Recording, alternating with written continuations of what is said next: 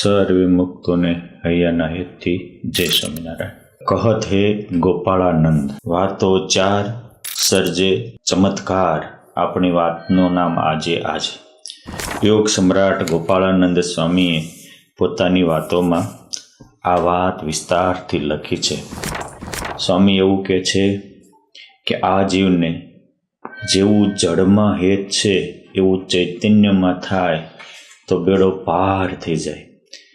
સ્વામી કહે છે જળ દેહમાં હેત છે એવું જો આત્મામાં થાય, જળ આ લોકમાં હેત છે એવું પરમાત્માના ધામમાં થાય, જળ આ દેહના સંબંધીમાં સ્નેહ છે એવો ભગવાનના સંતો ભક્તોમાં થાય, અને જળ એવા પંચ વિષયમાં સુખ મનાય છે એવું ભગવાનમાં સુખ મનાય, ભગવાનની મૂર્તિમાં સુખ મનાય.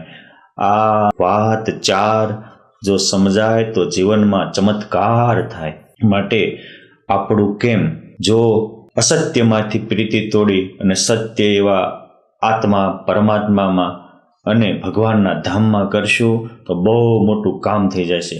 ગોપાળાનંદ સ્વામી કહેતા કે આ રીતે જીવ ચાર જળમાંથી પ્રીતિ તોડી અને ચાર ચૈતન્યમાં કરશે, અસત્ય દેહમાંથી પ્રીતિ તોડી અને સત્ય આત્મામાં કરશે, અસત્ય આલોકમાંથી પ્રીતિ તોડી અને ભગવાનના અક્ષરધામમાં કરશે, અસત્ય એવા કુટુંબીઓમાંથી પ્રીતિ તોડી ભગવાનના સાચા સંતો ભક્તોમાં કરશે, અને અસત્ય વિષયના સુખને ઈચ્છા છોડી અને ભગવાનના મહાસુખમાં જો એ પ્રીતિ કરશે તો બહુ મોટું કામ થઈ જશે.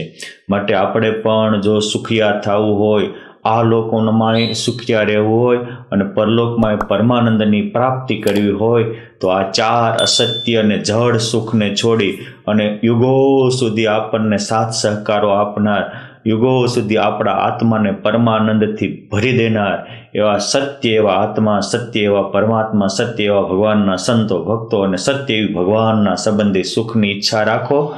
આજના સંકલ્પ એ કાલનું જીવન બને છે. જેવું ચિંતન એવું જીવન.